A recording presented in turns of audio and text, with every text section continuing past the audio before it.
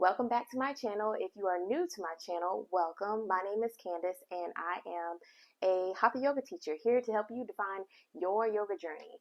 With that said, today's class is focusing on cat-cow pose, also known as Bidalasana. So some of the benefits that you will receive from doing this collective posture and this yoga sequence is a good sense of upper body flexibility. You can think of rounding and curving your spine to promote flexibility and circulation, allowing stretching of the muscle as well as just general movement and get rid of some of the stiffness within the body. So let's get started.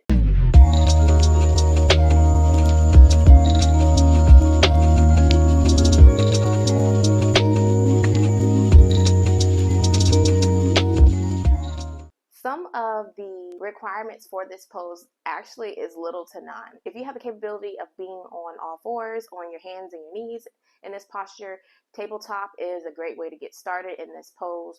Warming up the body could simply be just some simple side body stretches, opening up the hips by maybe possibly being in your child's pose, or just general movement of shoulder mobility and hip mobility postures. If you have some discomfort in this particular pose, some tips to add to this posture to make things a little more comfortable, you can include an extra cushion, a towel, something that promotes a little bit of space between a hard floor, as well as anything to help being in this pose. Just get some extra cushion to have some space in your knees. As far as your wrist, you want to think about the impact or the force that you will have from the gravity as well as from your body weight that is putting some of the attention on your wrist. So you can think about having a flat surface, a sturdy surface like a hard floor, or maybe something that is a little more sturdy that you can have under your wrist to give you that stability you need,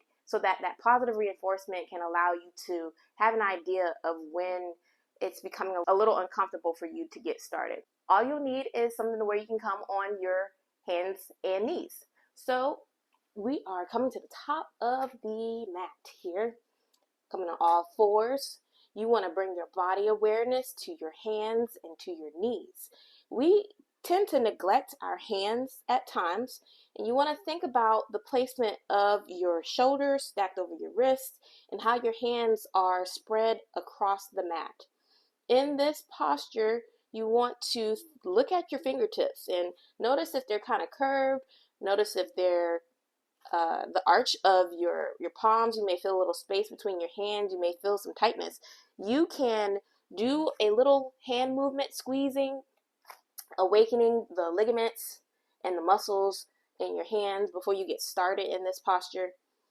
As far as your knees, again, you can bring your attention to how much space of the cushion you have between the mat and the floor. If it gets a little uncomfortable, you can put something such as what I like to have is this foam mat that I like to place under my knee. In this case, this is what I'm going to use. You can grab anything at home to give you that extra cushion while being in this pose for quite some time. As another tool, you can also have another type of mat that's a little bit thicker than this. This is a 3mm mat, one that provides me some positive reinforcement between my feet and the ground to give me that notion to know my stability within the body when I'm doing certain poses. As far as my wrists, they are usually okay, but sometimes I find in my palms that it might be a little tight. So things such as squeezing my fingers, maybe doing a little stretch in the wrist as well as the hand to help me have a little flexibility before I get started. Maybe some wrist circles, as well as just squeezing and holding that isometric movement in the body in your hands in order to be prepared before doing anything that would maybe challenge certain points in the body. Coming back on to your mat. Shoulders are stacked over the wrist. You may notice that I was swinging and over exaggerating my shoulder placement. You don't want your elbows pushing away from you. Instead, draw your shoulders in to where the creases of your elbow are reaching toward the top of the mat, not parallel to each other, not facing each other, facing away from you and more toward the top of the mat. My hips are stacked over my knee. You can have your toes tucked in, but if it's comfortable to have the tops of your feet on the mat, that's okay too. The objective in this posture, starting with your tabletop, is having a flat back. Your chest is reaching forward. Your gaze is also reaching forward. In this pose, you are thinking about the first sequence of movement. So as you are moving your chest forward, you're thinking about inhaling first within your postures. So as you are reaching your chest forward, you're inhaling, and then when you begin that movement, I like to have my feet tucked in, by the way. So I am exhaling by drawing things in. So before I go a little deeper into the movement and alignment of the postures, we're focusing on our breath. General inhale in, raising your chest forward, reaching your chest forward. Exhale, drawing the belly in by starting in your attention to the belly. Exhaling all the air out as you curve your spine. Bring your gaze in between your knees. And your attention is rounding the upper back. Once you consciously move from your pelvis and your awareness to the back of your neck. So again, as far as alignment, your shoulders are stacked over your wrists. Your elbows are reaching toward the top of the mat. Your hip is stacked over your knees, and you have the option to have your tops of your feet on the mat or your toes tucked in. We're beginning in our cow pose, Bidalasana, B-I-T-Lasana. So you are reaching your chest forward, inhaling in, drawing the belly down, shoulders stacked over your elbow. Inhaling, reaching our head forward toward the top of the ceiling. Exhale, drawing our belly in, starting at our pelvis. Gazing in between our knees, creating space. Exhaling and inhaling, reaching our chest forward into our cow, dropping the belly in, dropping our belly down. Exhale, slowly drawing our belly in, starting at the pelvis. Flat back as we re-engage our alignment. Maybe you can bring your hips a little distant apart, not together. You want to have some space in between so that you can see how the sequence flows as you gaze in between your thighs. If you have your thighs drawn in, you won't be able to see too much in between. So think about creating that space to allow your pelvis to curve and arch. So in this pose, starting with a flat back, beginning with your cow, your Bidalasana, you want to think about your pelvis. You don't want to over-exaggerate your range in your pelvis. It's a gentle movement. This allows the ability of your spine to slowly awaken, being able to concentrate on the vertebrae, thinking about the arch of your body as you push away, closing in, drawing your belly in, still creating that alignment to be through all corners or all points of your extremity. Exhaling all that air out as you gently draw your belly in. Gazing in, exhaling all the air out, promoting that circulation within the body. Stimulating the pelvic floor as you engage your core, drawing your belly in, activating that movement, and the slow and controlled stimulation within the body.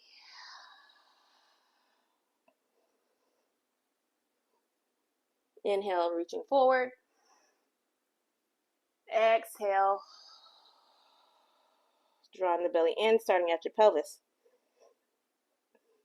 One more time. Reaching our chest forward, slowly drawing our belly down into our cat pose.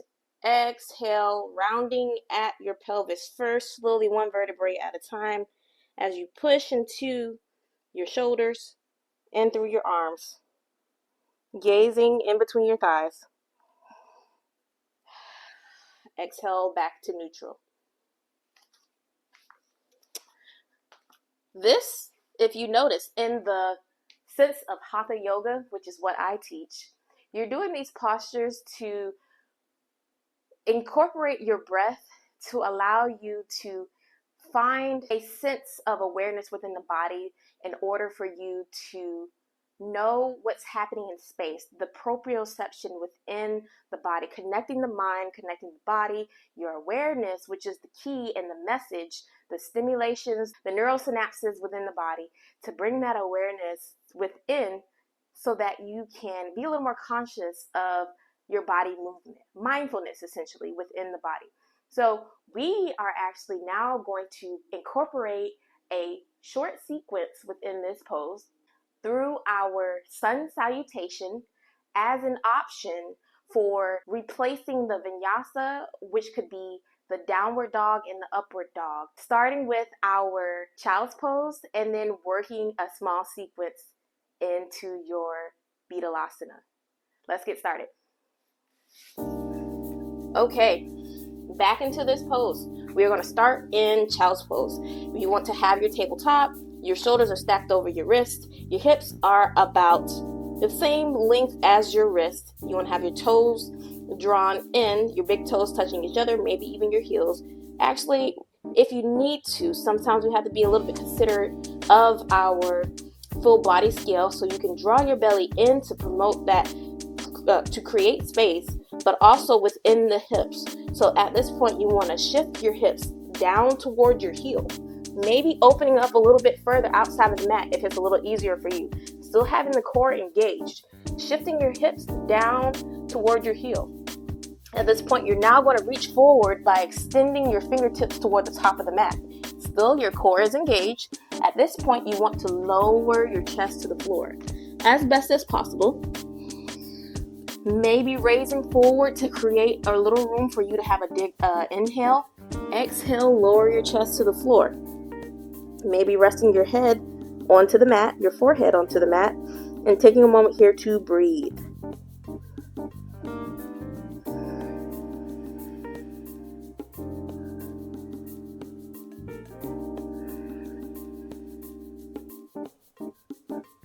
Two more rounds of breath here.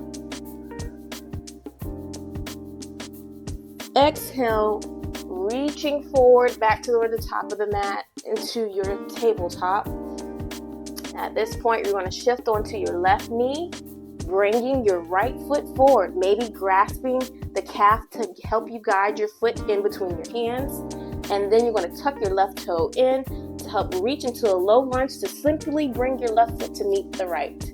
Coming into our halfway lift. Exhale, fold forward. Short sequence here. Bringing our hands back onto the top of the mat. Bringing our right foot and our left foot into a low plank. Lowering our knees, lowering our chest and chin to the floor. Keeping our hips slightly raised. Shift your body weight forward into a small cobra. Exhale, lower back to the mat. Pressing your hands into the mat. Drawing your elbows in next to your rib cage, pushing yourself up and back to tabletop to our Bidalasana. Tucking your toes in, maybe drawing our crease of our elbows toward the top of the mat. Inhale into our cat pose. Exhale, rounding at the pelvis, starting our curvature of the spine. Drawing our belly in, slowly gazing in between the thighs. Exhale. And inhale, reaching back up into our cat-cow sequence. I invite you to do as many cycles as you wish. In this case, we're going to do 2 more rounds of breath, if that is okay with you. But take the time that you need in order to create some of that or relieve some of that tension that may be in the lower back. Gentle movement in. And exhale back into our tabletop.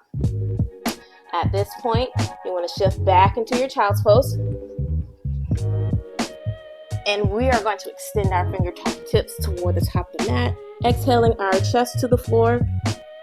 Having our head rest onto the mat.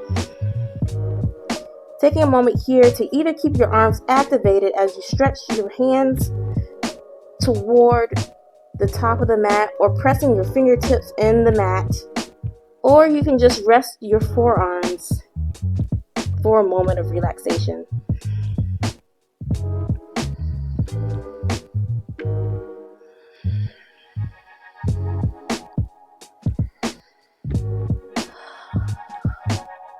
One more breath in through the nose. Exhale out through the mouth. Coming back into our tabletop. Maybe a few rounds of hip rotations, shifting at our right knee, yielding to our left heel, And again, shifting our hips back to our right heel and over to the left heel. Small movement, reaching our chest and chin over our wrist, rotating forward and back. Maybe this time counterclockwise in our position.